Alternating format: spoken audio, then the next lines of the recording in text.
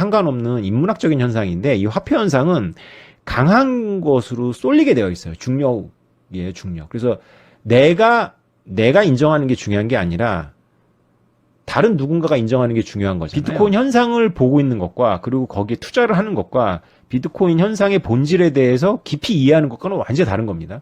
그래서 이런 ICO는 비트코인 현상의 본질에 대해서 이해를 안 하고 굉장히 상식적인 수준에서 진짜 먹을들이 바라보는 관점에서 돈이 되면 다 하는 그런 투기적 관점에서 비트코인을 이해한 거다라고 저는 보고 있어요.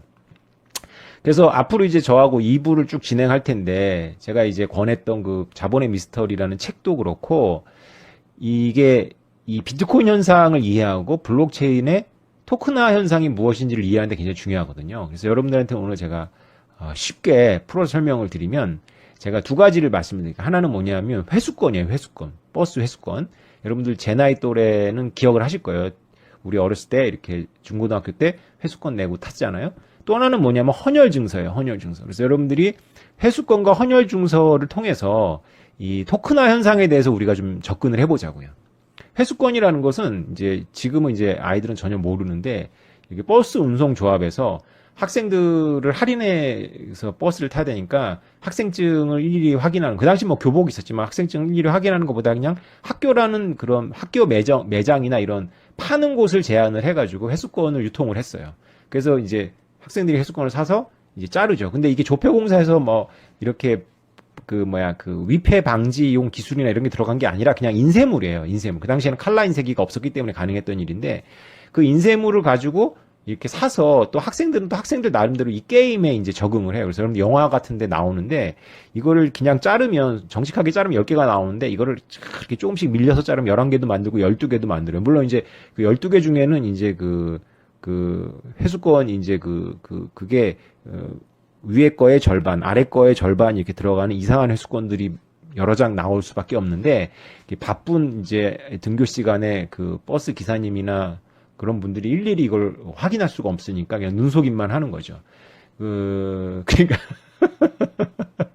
근데 이제 학교에서 좀 껄렁껄렁한 아이들이 학교에 와가지고 도박을 하잖아요. 짤짤이라 그러는데 짤짤이 같은 거 할 때 이 회수권이 돈으로 쓰여요. 물론 할인된, 학생들은 그것이 할인된 건지 알기 때문에 정확하게 알죠. 그래서 할인된 가격에 이렇게 쓰이는데 제가 보기에 ICO에 대해서 토큰화 현상, 블록체인이 토큰화를 하거든요. 토크니제이션, 그러니까 자산을 토큰화 하는데 그것을 이제 회수권적인 아이디어로 받아들이는 거예요. 그래서 어떤 제한된 생태계를 만들어 놓고 그 제한된 생태계에서 버스 회수권처럼 쓰이도록 하면 이 회수권이 가치가 있기 때문에 이거를 미리 팔 수 있는 거죠. 이게 미리 파는 게 이제 프리세일이 이제 ICO죠.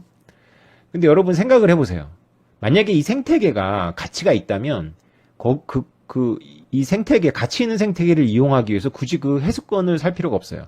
그냥 비자나 마스터카드로도 결제가 되고요. 또 비트코인이나 이더리움으로도 결제가 되지 않겠습니까? 어쨌건 누구나 다 원하는 유통력이 강한 화폐가 쓰이겠죠. 이 생태계가 정말 가치가 있다면. 그래서 실제로 버스 회수권은 없어지잖아요. 그죠? 뭐 카드로, 할인된 카드로 얼마든지 식별이 가능하니까 이제 그렇게 없어지죠. 이제 회수권이라는 문화 자체가 없어졌죠. 그러니까 이런 사고에 머물러 있더라고요. 제가 이렇게 사업 제안을 하러 다닌다거나 하면 블록체인을 아예 무관심한 먹을들도 있지만 블록체인이 뭐지라고 흥미를 갖고 이렇게 들여다보면 대부분 다 가서 빠지는 그 아이디어의 무덤이 바로 버스 회수권 아이디어예요. 그래서 ICO에 뭐 제가 보기 10개 중에 9개는 회수권을 만들겠다는 거예요. 그래서 제한된 생태계를 만들고 거기서 쓰이는 쿠폰을 만들어서 그걸 유통시키겠다는 건데 그게 지금까지도 이제 있는 거예요. 그게 뭐냐면 도찌를 옹호하시는 분들이 일론 머스크가 이것을 우주여행에 쓰겠다라고 했다. 근데 우주여행이 진짜로 그 가치가 있는 거면 왜 도찌를 굳이 써야 되는 거냐는 질문을 할 수가 있어요. 그냥 비트코인이나 이더리움도 받겠죠. 장사하는 사람은 무슨 수단이 됐든 가치가 있으면 되지 않습니까? 꼭 도찌여야 될 이유가 전혀 없겠죠. 제 말이 상식적이지 않습니까? 비자나 마스터카드일 수도 있겠죠. 이건 당연히 생태계가 완성이 되고 나면 무엇으로든지 다 결제를 받아요. 생태계 가치가 있다면. 그러니까 예를 들어서 이 토큰을 가지고 있으면 나중에 그 아이돌 스타의 공연을 볼 수 있어. 그게 말이 안 되는 게 그 공연이 가치가 있다면 굳이 그 토큰을 이용해야 될까요? 그런데 이제 이런 문제는 있어요. 이 토큰을 이용하면 더 싸.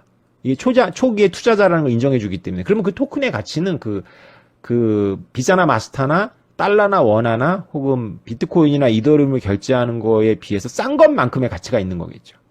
그래서 약해요, 약해. 이게 왜 약하냐면 그것도 어필이 좀 떨어지는데 실제로 이 화폐 현상은 이 블록체인하고 전혀 상관없는 인문학적인 현상인데 이 화폐 현상은 강한 것으로 쏠리게 되어 있어요. 중력이에요, 중력. 그래서 내가 인정하는 게 중요한 게 아니라 다른 누군가가 인정하는 게 중요한 거잖아요. 그래서 우리가 그 카불 이야기를 할 때, 아프가니스탄 이야기를 할 때 이제 제가 그런 절박한 상황에서 여러분들이 내가 좋아하는 코인을 선택하겠어요? 선택권이 있다면 남들이 많이 선택한 비트코인을 선택하겠어요? 이런 뻔한 질문이거든요.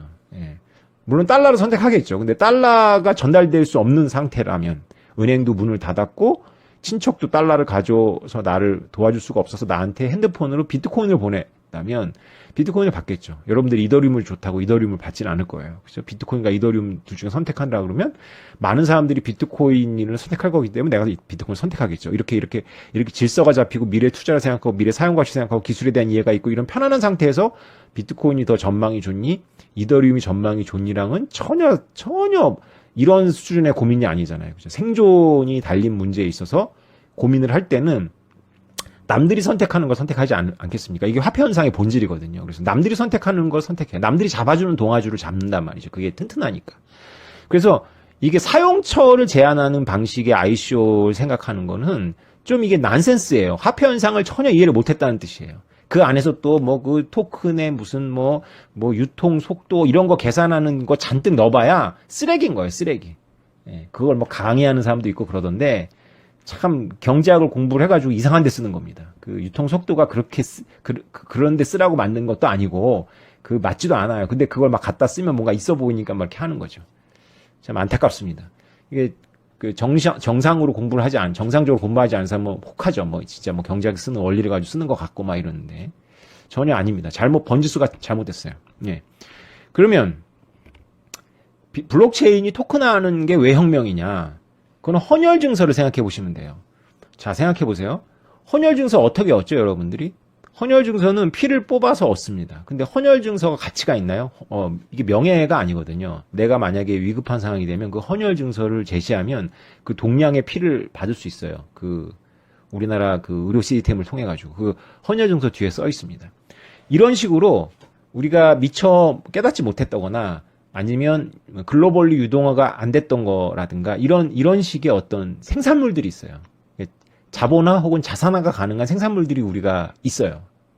그런 것들이 헌혈 증서로 대표될 수 있겠죠. 그럼 블록체인 토큰화라는 건 뭐냐면 그 헌혈 증서를 지금 거래할 수가 있어요. 굉장히 할인된 가격에서 거래를 할 수 있겠죠. 제일 좋은 건 이제 병원에 가서 피가 필요한 분한테 이제 그거를 드리는 건데 좀 돈을 받을 수도 있겠죠.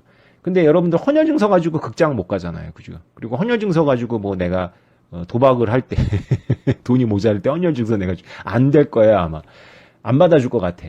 그러니까 제한된단 말이죠. 그런데 이 헌혈 증서가 블록체인에 올라오고 제가 지난번에 내린 영상에서 이 먹을들 향해서 얘기했잖아요. 이 멍청한 인간들 하면서 제가 이렇게 얘기했잖아요. 사토시 나카모토가 디지털에다가 어떤 성격을 부여했다. 아날로그의 성격을 부여해서 이게 사물의 속성을 갖는다. 고유성을 갖게 된다. 그래서 이중 지불이 안 된다는 거잖아요. 그러면 이게 헌혈 증서가 갑자기 이게 글로벌한 어떤 그런 유통력을 갖게 됩니다. 블록체인에 올라오면. 그래서 단지 유통력을 갖는 것이 아니라 이것이 무결성을 보장을 해주기 때문에 이게 복제된 거라든가 위조된 것이 아니라는 것까지도 주죠. 그래서 이게 익명성 거래가 가능해지는 거예요. 어떤 그런 친인척이나 친구 사이에서만이 그것도 거래되고 비공식적으로 화폐적 거래가 아닌 그냥 내가 너 줬으니까 나중에 네가 나 줘 이런 지극히 1차 집단 혹은 굉장히 가까운 사이 안에서 이런 호혜적인 거래만 가능한 거죠. 그런 자산들이 글로벌 마켓에서 유동화가 될 수 있다는 거죠. 그럴 가능성이 있습니다. 블록체인 때문에. 그래서 블록체인은 이중 지불을 막는 능력을 갖고 있기 때문에 여태까지 자산화가 되지 않았던 것들 혹은 자산이라고 인식은 하고 있지만 제대로 평가받지 못했던 거, 화폐적 거래 대상이 되지 않았던 것들을 화폐적 거래 대상으로 만들 수가 있는 거죠. 그래서 제가 지난번 지나가는 말로 뭐 비행기 마일리지라든가 혹은 뭐 커피 쿠폰이라든가 이런 이야기를 했던 겁니다. 그래서 헌혈 증서는 명확하잖아요. 그죠? 헌혈 증서는 내가 돈 주고 사는 게 아니라 피를 뽑아서 만들어지잖아요. 최초로 만들어지는 게. 그래서 어디다가 쓰느냐보다는 어떻게 만들어졌느냐에 더 강조점이 있는 거예요. 사실은. 왜냐면 어떻게 쓰느냐를 자꾸 초점을 맞추다 보면 여러분들이 생태계를 굉장히 제한하게 되는 거예요. 생태계를 제한하는 것은 사실은 블록체인이 가져온 혁명하고 정반대로 가는 거거든요. 이해가 되십니까? 근데 어떻게 만들어졌냐라는 생각을 하면 생각이 완전히 바뀝니다. 어떻게 만들어졌는지를 잘 생각해 보면 이것이 쓰는 것은 상관이 없어요. 다시 말해서 대한항공 마일리지는 비행기 많이 타서 만들어지잖아요. 그런데 이것이 화폐적으로 쓰여요.